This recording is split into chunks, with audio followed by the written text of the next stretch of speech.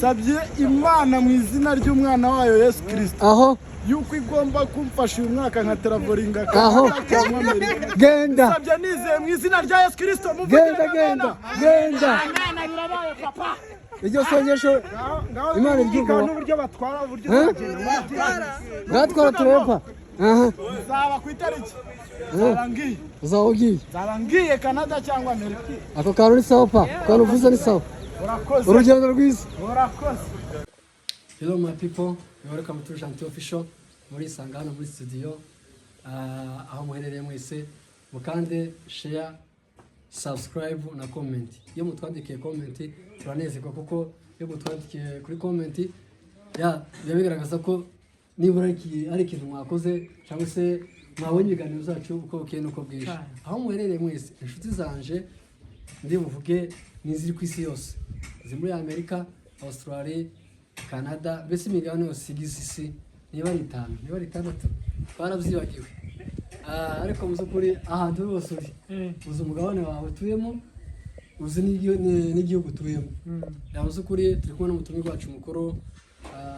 ndababwira ko ari ukuba profita na profisi, kandi ndabizeza neza yuko ari ibyo muzangezaho, kandi nawe muranyizeza ko muzabe icyo muzamufasha bikagenda neza. Wakwibwira utumirwa mukuru? Murakoze cyane. Amazina nitwa Louis Justin Ndabuguye. Twishimiye kwisangana kandi wagiriwe amahirwe yo kubona abagabo nk'aba yo kumfatisha neza kabisa, ikomeye cyane kuko nari napanze izindi gahunda ariko nguye gitumo gafaranga si ikintu ifaranga ndabaye ifaranga ndacanga n'izindi zizana nitumara kuva yambaye ifaranga nta faranga uramba mutagira ngo yambaye ifaranga ntazaramba, ariko iyi cano ifite amafaranga caniragabura. So rero twishimiye kwisangano, tunasaba abantu batarakora subscribe, share and comment, mugende mushikikire umuvandimwe wacu. Nagacano kazamutse gafite imbaraga kandi agacano nk'izuru nka 3 n'imisi 3 gucanye. Agacano gafite Yesu buriya ikintu cya mbere cyo icano ntabwo tuje icano ntabwo ari kuvuga ngo tuje gutikuzanya. Cano yanje nta magambo yo abantu bazanyambira kamera 1 2 3 agatuka umuntu ngo tuje kuvuga runaka ni kamera ibyo nibyo dushaka. Rero ujya uganira gusa content z'abantu,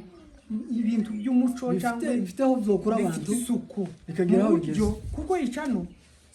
yaje nanjye kuvuga ngo warashatse icano gizareba n'umuntu wawe na sobukwe na nyoko kuko ntuzi sobukwa aho uzoje, niba ari muri Congo, niba ari Kenya, niba ari Uganda, niba ari kwa Ndayishimiye Evariste undi Evariste yewe ukura murayira gupenda Ndayishimiye cyakora umuntu atiyomenya ahazoja ako umuntu wese uzaza kankunda umuntu uzi mugapatana mugakunda muzakundana, umuntu uze imyemerere yawe cyangwa uzashima imico yawe uwo aha yaba ari hose rata. Umukobwa wese kuriya ni umugore wawe cyane kabisa, kuko ntuzi uzaje kabisa. Ushobora kuvuga ngo nzaje muri Amerika ugasanga ndi hano mu Rwanda cyangwa se ndi Rwanda ishimi hari akarangazi cyangwa akarangazi. No mu Rwanda ni heza, akarangazi turabasura. No mu Rwanda ni heza, mu Rwanda ni heza, ni heza cyane. Iki gihugu ibintu bitatu ngikundira. Igihugu kigira isuku, igihugu gifite umutekano ni uwa mbere, kandi kinaducumbikiye wowe ukurikirana uvuye Kongo uri imvunzi kiraducumbikiye, kandi ni igihugu cyiza cyane. Ubuyobozi mu bushimire, ubuyobozi mbere yo gukora ikiganiro, kandi ubuyobozi uhereye kuri mudugudu wanje kugera hejuru kuri my president uro kubaba. Kandi ikindi kintu naje gusanga ngo ubushize hari umunyamakuru wo muri Amerika yaravuze ngo ikintu akundira u Rwanda ni ibintu bitatu: ni igihugu gisa neza, gifite isuku, gifite umutekano. Icya gatatu ngo ni igihugu gikundana, kubera ko ngo perezida yaravuze ngo abaturage muzana amafaranga tugende tuyabitse yari yazatwungura. nuvuga ngo abaturage baragenda bakora agashira hamwe agaciro development baragenda bazana amafaranga umuturage akamazana amafaranga ngo azamure baragenda buba bashira hamwe ati twebwe hano ntabwo byakunda ni igihugu kigira iki kigira urukundo urakoze cyane ari umuntu tugiye kuganiraho maze iminsi angeza aha man nitubona uriya mugabo aragiye nje mfite gahunda yo kuzaja kumufata kandi umugabo witwa Trump ndagutaginga ndakumentioninga kino kiganiro ugikurikirana Trump yatubujije amahoro n'ubu tutari kumwe ariko yatubujije amahoro Trump ni umugabo gito byagenze gute Trump ejo bundi mbona itangazo rirasohotse ngo nta muntu yemerewe kuja muri Amerika nta visa bafashe ibihugu nkabinga uwo tugeranya na Tanzania ukatugeranya n'u Burundi na Congo na Tanzania ibihugu byinshi ibihugu 75 ukaducagura tura je nza mbona warayose none se ico ntari gusobanura Nuvuga ngo Trump yavuze kuko abantu abanyarwanda batemera nta visa tutemerewe kubona visa yo kuja muri Amerika kandi natwe twavuye muri Congo kama tubigenderamo n'abavuye muri uruvuga twese twavuye muri Congo turi abanyarwanda batubaze k'abanyarwanda tuzaturira hari akantu mbere bazatubuza bazavuga ngo twuriye kwa president no se ari kwa president ari ku kibuga president afite wiwe natwe tukuriye iwacu kira ni ikibuga ntabwo ari kwa president none se Trump uzi ikintu cyantangaje Trump ni umugabo gito je navuze ko ndi umutaginga ndamutaginga neza natayibona arabisanga mu muryango wa White House aramusanga message zishashe cyangwa natazi azisanga mu ikare wiwe gusa ikintu kimwe twamubwira ndamugayeje mu bihugu byose ugomba gufatira umwanzuro iki gihugu ndikirimo kuko iki gihugu gicumbika impunzi ziwe z'abanyamerika abanyamerika bari hano mu Rwanda kandi bafite ama business bose president yagiye aheza kwisanzura ugasanga umunyamerika yubatse ahantu hose barenda no kutugura aho batwebwe twaje kwa pagasa u Rwanda rufite urukundo umutima w'urukundo mu bihugu bifite amahoro u Rwanda rurimo rero ndi wafatira u Rwanda umwanzuro Trump ntabyita ko n'umuntu utarahura n'Imana kandi azabesha ngo arasenga oya ntasenga kuko umuntu usenga tubona u Rwanda ni igihugu gito ariko ni igihugu cakirimo abantu bose kandi kidatoranyije kandi twaje tubona abanyasudani twaje tubona abanya-Ethiopia abanya-Somalia abarundi abakongomani bo twega twaba tujyama gutya iwe mwebwe kamwatashi wanyu none reka nkwere twazabivuga niko babivuga ariko impamvu ngubwira ngo u Rwanda ntago gwanza abantu naho Trump afite igihugu kinini kandi kimeze neza kirimo ifaranga kandi ndahagwaye kirimo ifaranga umuru uzahabona n'imyaka ibiri akavaho tegereje umanda yiwe ayishiraho ikara imyaka ibiri manda yiwe nirangira uwo uzazaho azaba yemereye abantu bose cyarashaka kudukura ku mugati ariko tuzapaka Trump niba yanze azodukura ku mugati wa Amerika w'u Rwanda waryoshe u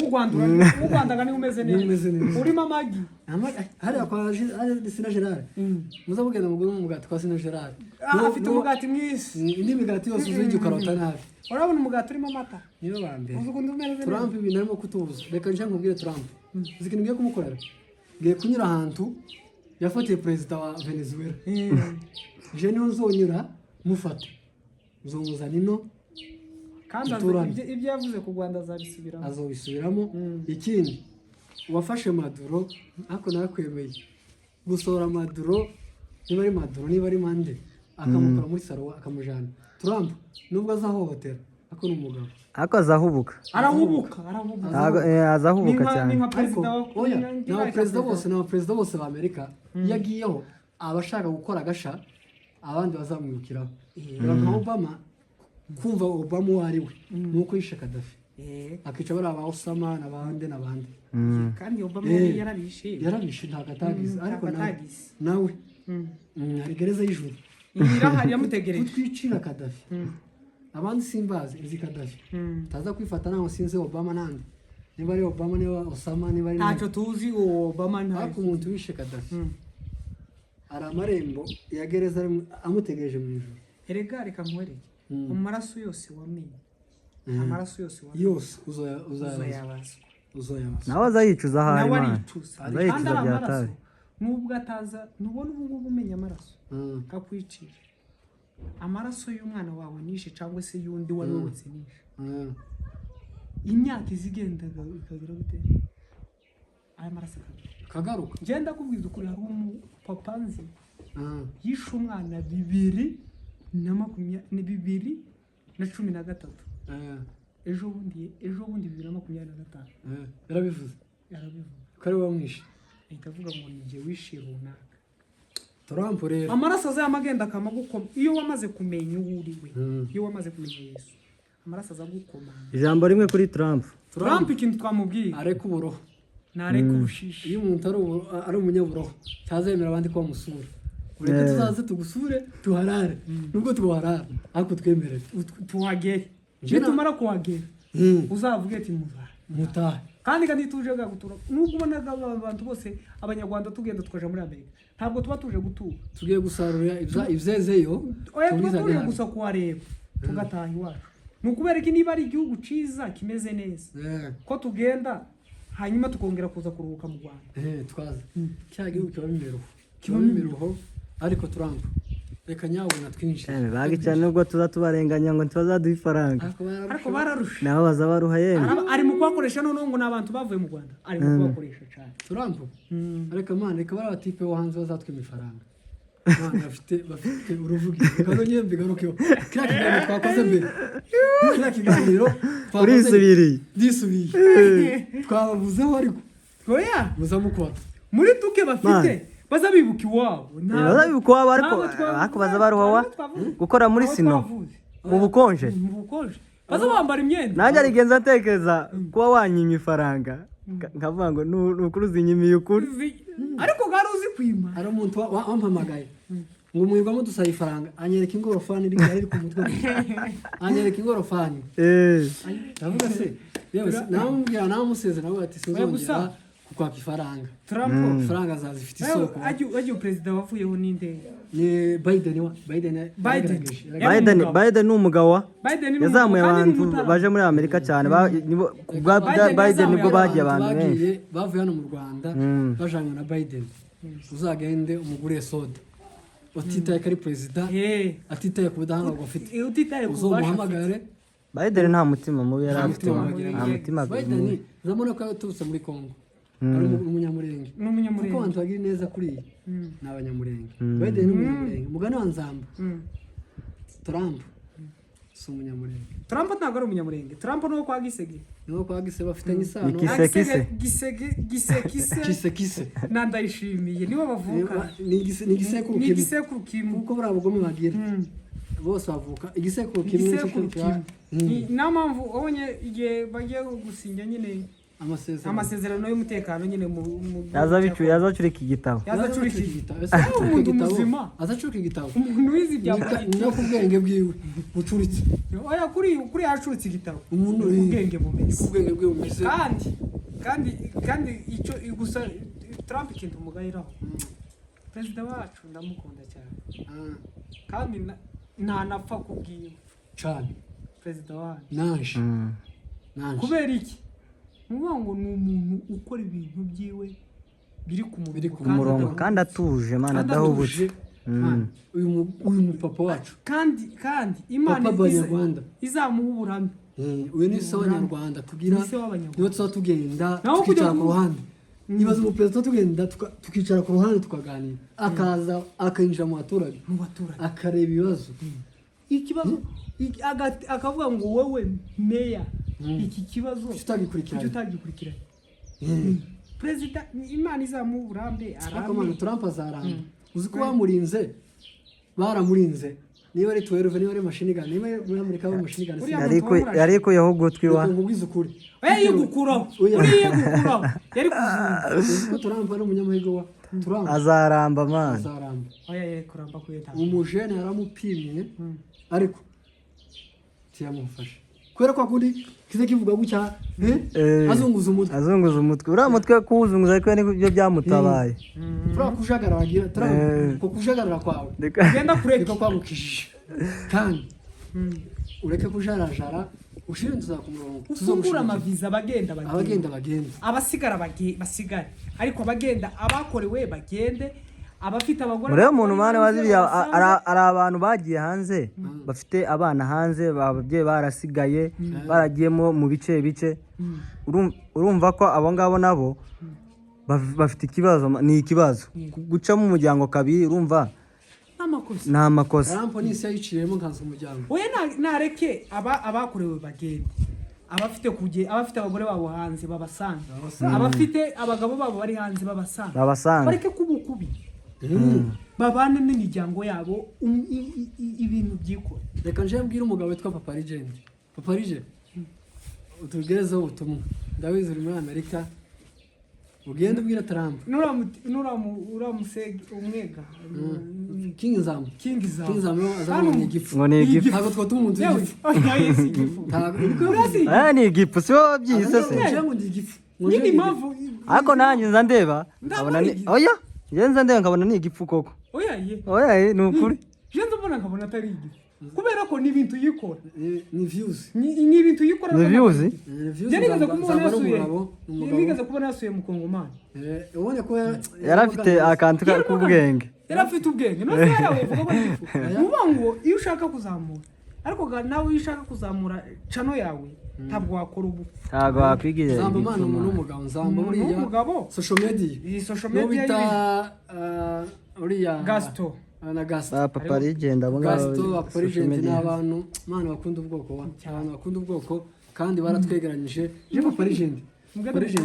je naza hano muri Afrika tuzabonana ngo appointment yanje Papa Legend tuzobonana kabisa n'umuntu wegeranyije abanyamurenge mana umuco nyamurenge biravuzana kandi akomeze Miss Murenge gushyiraho amafaranga abantu bakunda urubyiruko gukina umupira akabahuza aba ministeri mana urabona ko nyine afite ishyaka by'ukuri Papa Legend uro kubaho iyi ni salute yanjye guhaye kandi uzakomeze uwo mugabo w'ijambo ba Gasto ndamukunda wa Gasto ni umuntu uje nakurikiranaga muri Kenya buriya azi no gufomora Gasto ntakinda atazi nta munyamurenge utazi gufomora ari abantu bazavuga ibyari kubanza bakabisoza ibyari kuba biri ibyari gusozwa nyine akabigira ijambere uzi kuri murakoze cyane wakoze kunyitaba kandi n'ubundi tuzagaruka tugeze ku musozo w'ikiganiro y'abantu mwakoze niko babwira abakunzi ba Gentil Official icyo nabwira abakunzi ba Gentil Official ni ukumushigikira dushyigikire umwana wacu azamuke kandi nta mutima mubi uko akunda abantu bose ntabwo twebwe turi hano ntabwo turi hano kugira ngo tuvangure dukunda abantu bose rero niyo mpamvu tugomba gushyigikira umwana wacu akazamuka agatera imbere murakoze cyane kandi mugende mu bisharinge n'abandi mukundishe Gentil abantu cyane ciao Trump